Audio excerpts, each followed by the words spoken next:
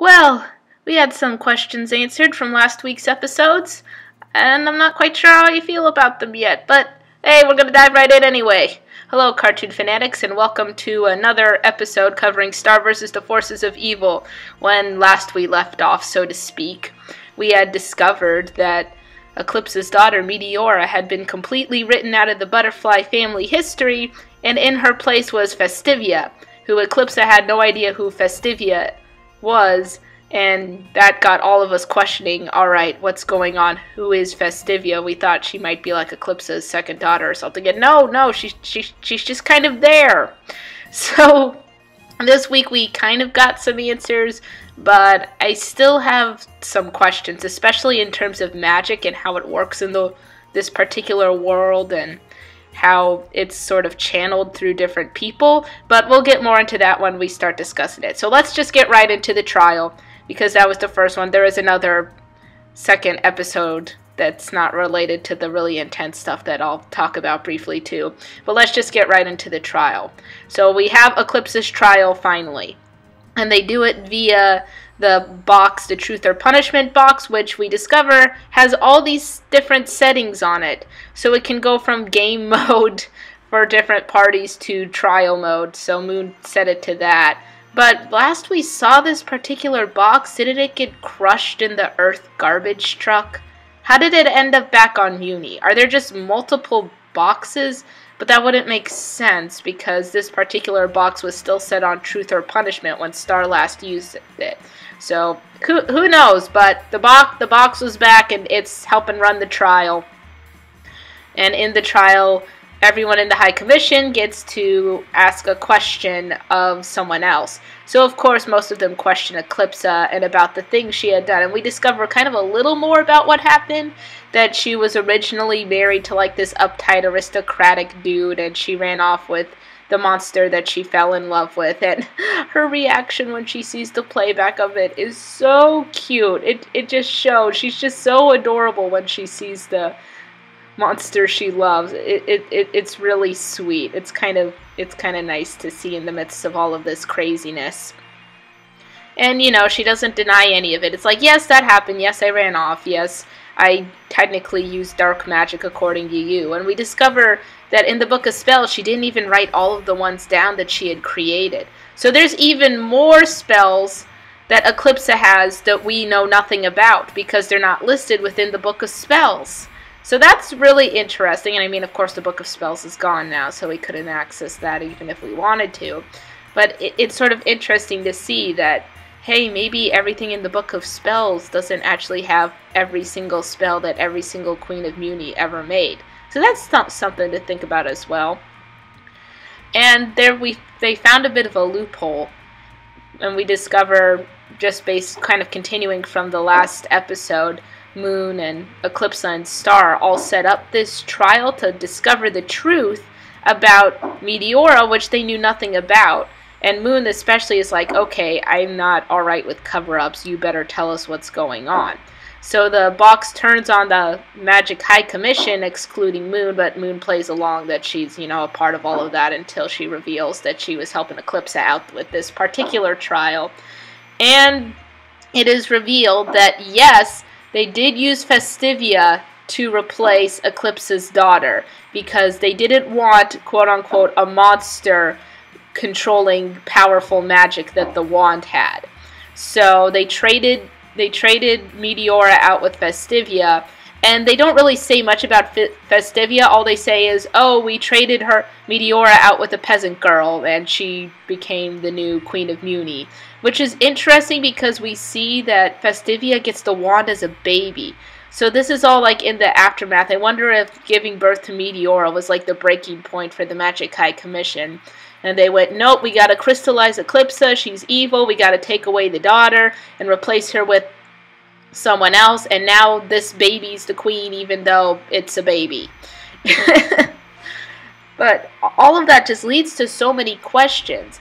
And Star goes, I can see there's going to probably be a couple of episodes where she's going through this existential crisis because she was so set in her identity of being human royalty and being a princess, and these are her duties, and she's going to be a queen someday, and she had such a hard time accepting that.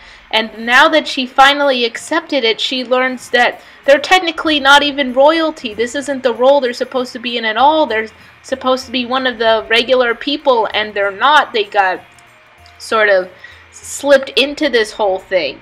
So all of these limits and responsibilities that she's been trained that she has to accept now, it's like none of that really matters anymore. And she's not quite sure who she is. And, well, you know, Star's a teenager. Teenagers go through a lot of that stuff. But I'm guessing we'll be seeing a lot more of Star having this inner struggle with herself now that this has been unfolded. But that leads me to my next question. We see that Festiva, as a baby, has no cheek marks. And then, obviously, in her tapestry, she gets cheek marks when she's older. And as far as we know, every female down in her line afterwards is born with the royal cheek marks, so to speak. And this kind of ties back into when Marco got his cheek marks when he used Star's wand. That it kind of brings into question if anyone could actually become human royalty. All they have to be able to do is understand how to control magic, and the wand is a tool that helps them understand how to control and use it properly. But unlike the regular royal humans like Eclipse, they have to work even harder to control the magic, which is why Glossaric has been teaching them dip down this whole time. Because it's so important for them to tap into the magic so much closer because they aren't actually royal humans. And it gets to the point where, and Eclipse sort of said this in the last episode as well, Moon she can use magic without a wand. She's figured out how to use magic separately. She's like pure magic, and Eclipse can't do that. So maybe everyone down Festivia's line, they have to dig deeper to the point where they almost become a part of the magic like Moon and Star have. And maybe Star can use it separately from the wand eventually in the future as well. Who knows? But it's very interesting. And it also kind of explains why Marco got the cheek marks as well, even though he's not human royalty. We've seen now that you don't have to be in the official Muni royal bloodline to be able to use the wand and control magic. And it seems that when you do control magic, or raised up in it, or born into it, kind of like Star and Moon and their line had started after Festiva, that the cheek marks just kind of come naturally. But this is all just speculation at the moment. But it's a lot to kind of sit back and chew on and think about for a bit, so enjoy mulling over that for the next several weeks while we wait for these new episodes to come out and find out what's happening with those. And now let's talk about the second episode, which I'm sure isn't going to get as much interest as the trial did. But we actually find out what happened to Ludo, so to speak. We start with his younger brother, Dennis, who was kind of a secondary character back in Season 2. And Dennis is just kind of fed up with the family. We see that Ludo's parents aren't really the best, and we were kind of aware of that when Ludo was ranting to Queen Moon about it back in Season 2. But it's gotten to the point for Dennis where he can't stand it either, so he thinks, well, if I go and find Ludo, then everything will be better and he'll come back and it'll be us against our parents and I can do this. So we actually kind of get this character arc for Dennis where he goes with Ludo's old pet Spider and Bird and finds Ludo. And Ludo's like recreated the Avarian household in wherever void thing he's in. And he's got like all of this trash and all of these dummy creations of their parents. And Dennis is freaking out because Ludo doesn't seem to realize that they're not actually real. At least according to Dennis it seems like that. And it actually helps Dennis grow as well because he feels like he's losing his mind in all of this. And the statues seem like they're talking to him and it sounds like his parents. And he goes through this whole thing of being able to fight back and go, no, I'm done dealing with your berating and always telling me that I'm messing up and I'm not doing anything right, and always telling Ludo that he's not doing anything right. And so he fights back with these dummies, and he's still insistent to Ludo, like, you have to come back with me, you have to. And Ludo kind of sobers up for a moment and says, hey, you've got this. If you can do it here, you can do it with our real parents. So it's almost like where Ludo is right now, it might be a training ground emotionally to deal with all the things that have happened over the past years. And one of those things is conquering the emotional abuse that Ludo and Dennis's parents had done to them. And Dennis has definitely seemed like he's conquered it. Ludo might still need some work because he still stays behind, even though Dennis insists, well, maybe I don't need you, but I still want you. And Ludo says, no, I have more work here that I have to do. And he uncovers in the back after Dennis leaves that he's got Star and Marco dummies.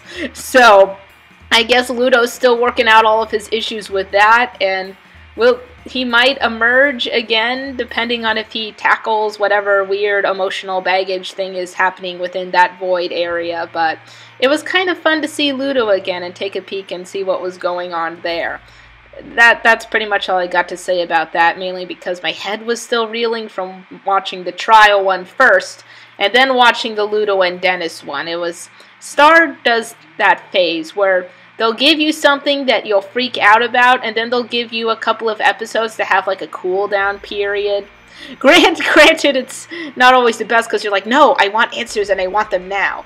But it is nice that they kind of give their fans that period to relax and settle and go, okay, it is just a show. These are just characters, and there's other characters as well that we need to know what's happening to them too.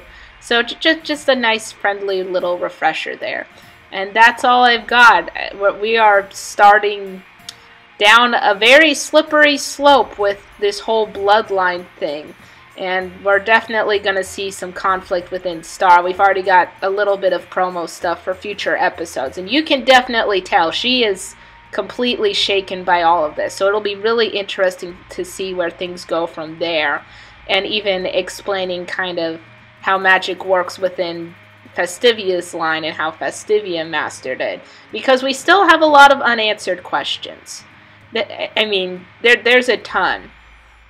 This kind of starts to give us, it's like getting one more piece to the puzzle. We're starting to see a full picture, but it's not quite there yet for the whole thing to make sense, but we're starting to get there. And it's kind of fun to watch it come together, and I'm excited to see what else there is to see next week. So that's it for this video. If you liked it, you can go ahead and put up a thumbs up and press that like button. And don't forget to comment and subscribe as well. I am going to tell you now, there will not be another Cartoon Corner on Star next Saturday.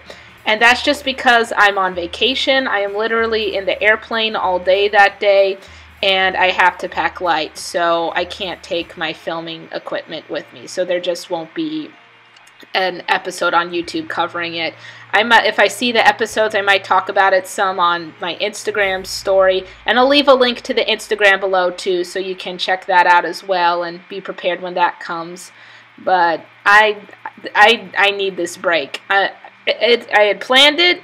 It is unfortunate that it landed when new Star episodes were coming out, but it's too late. It's set in stone. I'm not changing the date or anything. So with that in mind, I'll see you next time when I have my time to talk about Star, and maybe I'll just talk about all of those episodes or whatever. We'll see what happens. We'll see. But it's sure to be interesting either way.